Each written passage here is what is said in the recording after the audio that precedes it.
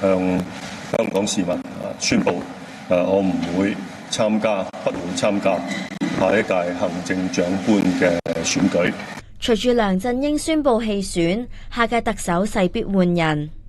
而家盛傳4個有意參選嘅，包括財爺曾俊華、新民黨議員葉劉淑儀、前立會主席曾鈺成同政務司司長林鄭月娥。不過消息話佢哋全部都不獲中央支持，真命天子另有其人。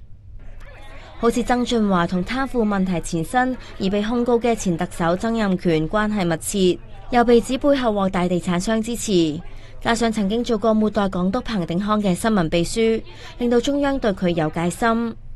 最重要係任內多次同政府管治團隊唱反調，例如佢達風波、橫州爭議，又為北京要求港府團結齊心嘅立場，中央已經多次向佢展示紅燈。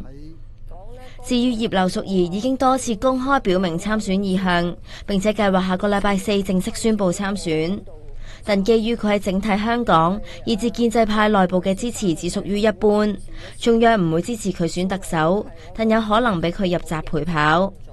另外，曾鈺成雖然出身建制派，但擔任立法會主席嘅時候被指偏幫泛民，加上背後同樣獲得地產商支持，被外界視為係曾俊華嘅 Plan B， 所以同樣唔會獲中央支持。